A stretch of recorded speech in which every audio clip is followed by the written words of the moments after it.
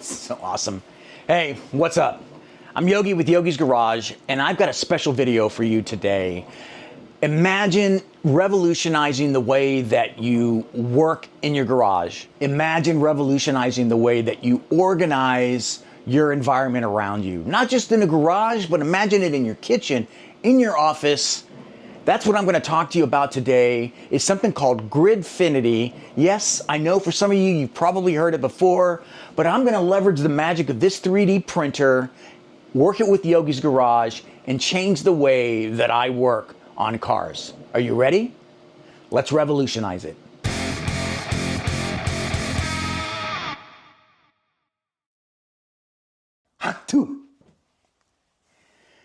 Hey, I wanted to pause this video for a second and answer a few questions that some of my viewers have been asking me. And some of them are, hey, what do you use to detail your car? Or, hey, what kind of tools do you use in your garage every day? Well, luckily, Amazon has allowed me to build a storefront on their page. And I put the link down below in the description.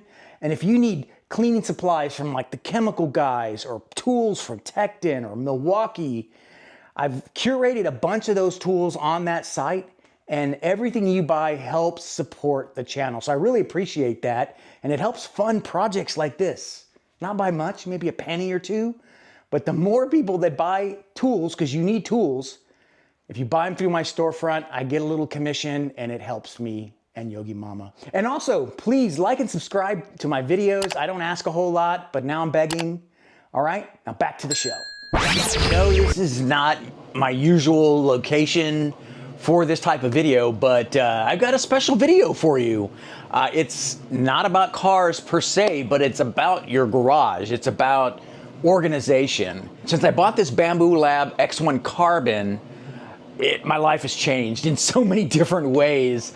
I'm printing stuff for my family, little fidget toys, vases, whatever. But the main purpose of this thing is to help me print parts for projects, future projects. Case in point, for those of you who own Porsche 911 996s, you're well aware of the issues of the sun visor flap, the cover on your sun visors breaking off, deteriorating, breaking off. I've got a design that I'm working on that's playing off of one that was already built years ago. I'm reinforcing it, and I'm using an ASA filament, which is a super duper heavy duty UV resistant type of plastic. So that's in the works. But right now what I'm working on is organization. I don't know about you guys, and probably a lot of you are like this.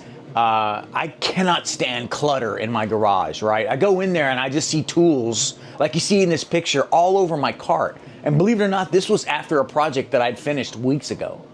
Most of my projects now are at the Shop Club Houston, so I really don't have any excuse to keep my car this dirty, and it's really driving me crazy. So I was like, I went down the rabbit hole on the internet, and I was like, figure out what I can do to organize my garage, and I landed on this.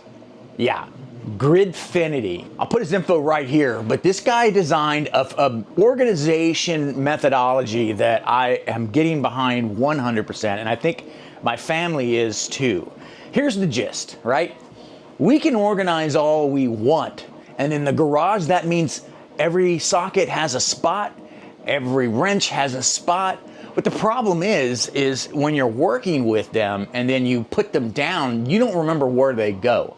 So what ends up happening is tools get scattered, all of your 10 millimeters are nowhere where you need to find them, and then when it's time to clean up, all you do is just stick them on the rails in no particular order. I didn't like that. I needed to have something that allowed me to have a specific spot for a specific tool. That's how my brain works. I'm sure that's how some of your brains work. If there's a blank spot in a socket rail, and it says 10 on it, and there's no 10 on it, I'm gonna find the 10 and put the 10 on it. So that's what I did here, is I came up with a new design for Yogi's Garage, leveraging the Gridfinity style or method of organizing. And the concept is pretty simple. Gridfinity, that's exactly what it sounds. It is a base plate made of grids, and here's one right here in a beautiful color, pink. I have a confession. I ordered a bunch of filament, and I accidentally ordered 2 rolls of this matte pink filament, so I'm using it to make grids because I got to get rid of it. Now, granted, right now what I'm making right there is black, but that's not a prototype, that's production. Anyway, so what I did is I measured out the space of the top of the cart. And the cart has all of my tools that I use daily, right? I don't use 24 millimeters. I don't use 1/2 inch sockets. I rarely use 3/8 inch sockets because 1/4 inch is just more practical for engine work as far as I'm concerned.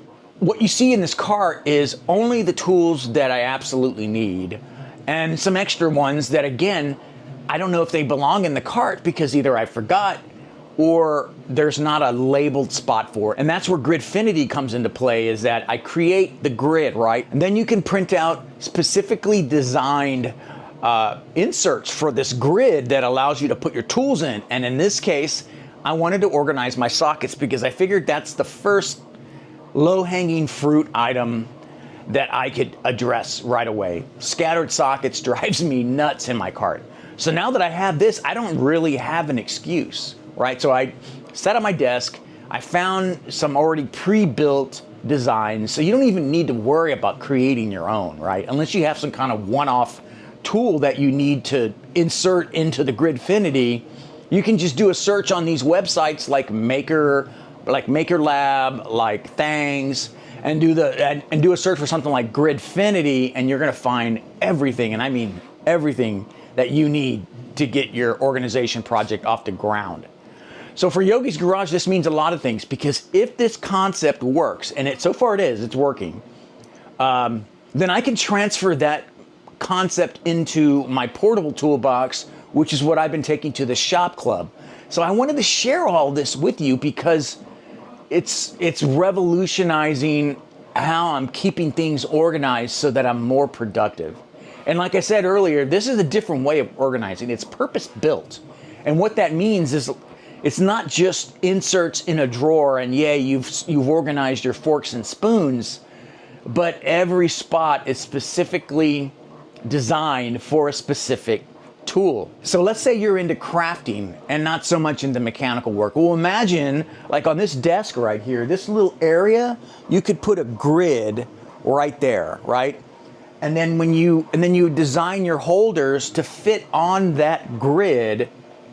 And in this particular case, this holder here is for pipettes, right? And for pipettes and for paintbrushes. And I can redesign this to fit directly on the grid so that it has a specific spot. And what's good about it is it's not permanent. I can just pick up the grid or the boxes on the grid and move them somewhere else if I decide to reorganize. So that's the key takeaway for me, right? Is it's not to organize, it's to be more productive. And if organizing makes me more productive, then I think that's something that I should share with you, because most of the people that I know in my circle of friends are technical thinkers. So this is certainly something for them. So what have I done so far? Well, I wanted to tackle just the area where my sockets are located. So I designed out the top tray as close as I could in Onshape. And then I downloaded the slice files into the tool so that I could see the grids at scale so I could figure out which ones I needed to print. And because of that, you can see that I've only printed a 5x5 and what ended up being a 4x5 grid for now. Each one of those takes about an hour to print, so I need to be very selective until I can figure out how I can stack these and print them all at one time. Now, I'm sure there was probably an easier way to do that, but that's how my brain operates. Once I figured it out, I grabbed the 5x5 slice file. It's basically an SLF extension. Put it into Bamboo Studio, selected the proper nozzle and print plate, and print. That's it. And it's wireless. So I don't have to take a memory stick to the unit, plug it in, and select the file. It's all done through the cloud. I actually think pink looks pretty cool. And with the power of time-lapse, this is how quick a 5x5 and a 4x5 printed in Bamboo Studio. And again, I'm not using any special settings. I'm just saying print. And I know what you're thinking. Going.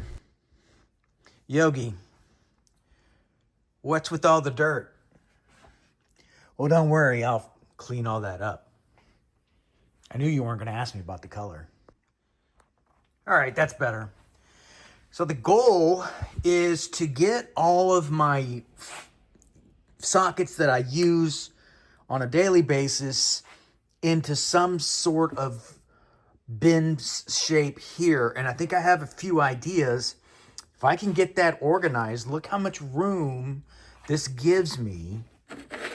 And then I can put